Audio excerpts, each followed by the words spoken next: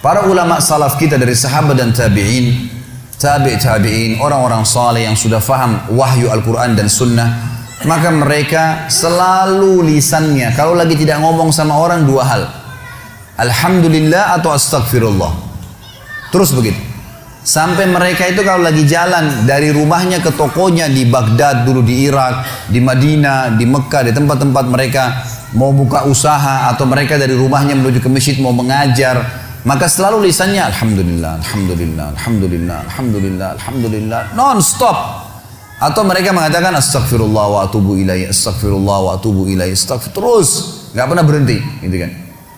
Maka mereka terus bersyukur. Makanya dengan syukur ini kita sudah sentil sedikit gambarannya kemarin. Saya sudah berikan gambaran kalau dengan kalimat alhamdulillah ini sebenarnya password untuk menambah rezeki. Ucapkan itu selalu. Bangun tidur suruh baca alhamdulillah, habis makan alhamdulillah, habis minum alhamdulillah, selalu ditekankan untuk ucapin itu. Maka mestinya kita ucapkan. Sayangnya kita sangat jarang sekali untuk mengucapkan kalimat ini. Bahkan teman-teman sekalian, habis sholat wajib saja, yang ada hadis Nabi SAW, siapa yang membaca subhanallah 33, alhamdulillah 33, Allahu Akbar 33, lalu dia genapkan 100 yang membaca la ilaha illallah wahdahu la syarika lah, lahul mulku wal hamdu wa huwa ala kulli syai'in qadir, maka akan diampuni dosanya walaupun sebanyak buih di lautan. Tapi pertanyaannya, siapa yang dapat nih? Padahal kalau untuk baca ini saya pernah pakai durasi menit, teman-teman sekalian. Baca dengan sangat tenang pun itu 7 menit sudah selesai sebenarnya. Baca ayat kursinya, baca al-ikhlas, al-falaq, an-nasnya, dengan baca subhanallah, alhamdulillah, Allah akbar masing-masing 33 kali. Maksimal 7 menit. Tapi pertanyaan, siapa yang dapat nih?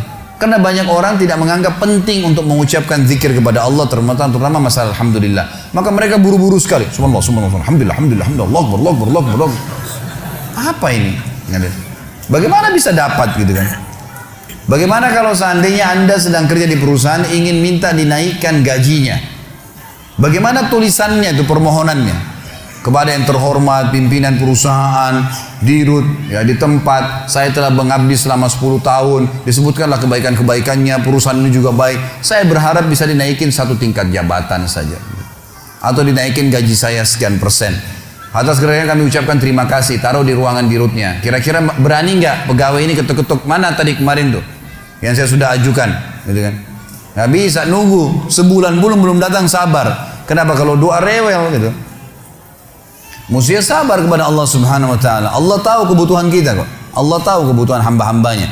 Bahkan kita tidak minta pun Allah tahu kebutuhan hambanya, gitu kan? Allah tahu kebutuhan hambanya.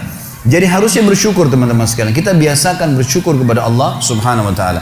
Masih ingat tadi pagi saya bilang banyak hal-hal yang bahkan dianggap buruk oleh manusia ternyata sebuah rezeki. Seperti tadi lapar, haus, capek.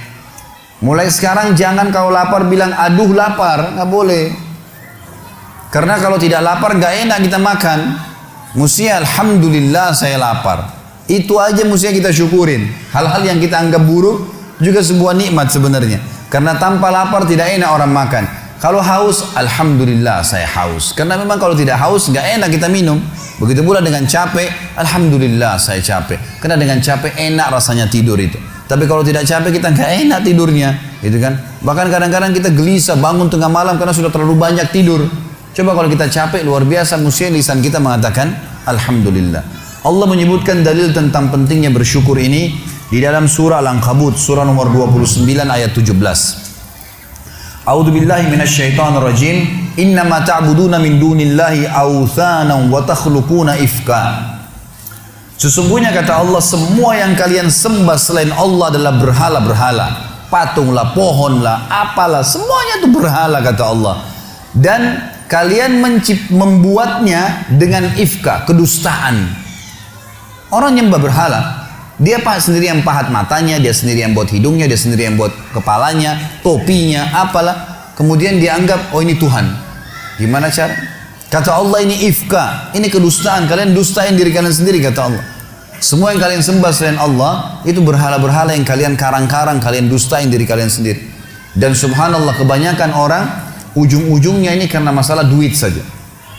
Banyak kita ambil ruang lingkup orang Islam saja misalnya. Ada seorang dikenal namanya Badawi di Mesir. Nanti kita tarik ke Indonesia ini contohnya.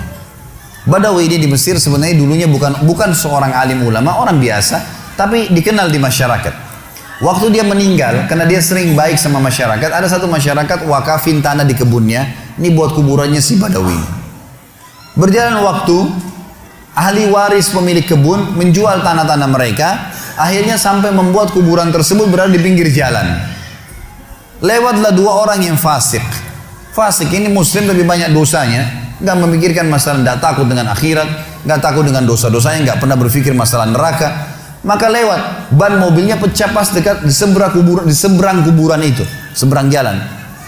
Yang satu lagi perbaikin ban, yang satu ini melihat ke arah kuburan itu. Ternyata dalam hitungan 5 menit saja, itu ada 10 orang lewat. Dari 10 orang ini 8 orang memberikan salam ke kuburan itu. Salam, seorang muslim berikan salam ke kuburan, sunnah Nabi gitu. Orang fasik ini mengambil sebuah kaleng tua di dekat mobilnya, kemudian dia menyeberang, ditaruh di dekat kuburan itu, lalu dia pindah ke sebelah. Dilihat sama dia 5 menit ke depan lagi seperti apa. Ternyata dari 10 orang yang lewat, selain memberikan salam, ada 2 orang nitipin duit, masukin ke kaleng bekas itu. Dia bilang sama temannya, sebentar ada proyek nih. Dia pergi ke toko bangunan, beli semen, beli keramik, beli pagar, dirombak tuh kuburan hari itu. Pasang celengan yang lebih bagus lagi. Dia sama temannya besok duduk di seberang jalan, lihat perkembangan. Ternyata dari pagi sampai sore, di antara orang yang lewat karena kuburan sudah bagus, ada yang berikan salam, ada yang titipin fulus, duit lagi. Kalengnya penuh, gitu kan? Wah, ini proyek nih. Beli tanah di sekitarnya, bebasin tanah itu, bangunin masjid. Dan sekarang teman-teman sekalian, masjid itu bisa menampung sekitar 1000 orang, dan di dalamnya ada kuburan si Badawi tadi. Setiap hari orang berbuat kemusyrikan, minta-minta sama kuburan tersebut, berharap bisa diberikan keselamatan lah, kalau menikah bisa berkah lah, minta sama kuburannya si syekh ini, dan diistilahkan dengan Syekh Badawi. Ini bukan syekh, bukan seorang alim dulu. Sedangkan orang alim aja nggak boleh, apalagi bukan orang alim. Sampai Imam Nawawi rahimahullah. Ini teman-teman, maaf, di Indonesia yang masih banyak melakukan hal-hal seperti ini. Imam Nawawi ini salah satu tokoh madhab Syafi'iyah. Beliau mengatakan, saya heran pada orang-orang yang minta-minta pada kuburan, walaupun itu adalah orang alim. Sementara di dalam kuburan adalah manusia seperti dia, sama, yang sudah jadi tulang belulang. Nabi Muhammad SAW saja kita masih kirimin salawat untuk beliau. Apa itu salawat? Tambahan rahmat dari Allah SWT. Nabi yang sudah diampuni dosanya. Para sahabat orang soleh kita masih mengatakan radhiyallahu anhum, kita doain. Bagaimana kita tidak mendoakan orang-orang lain? Sesoleh apapun mereka kita harus doain. Itu sunnah Nabi SAW gitu kan.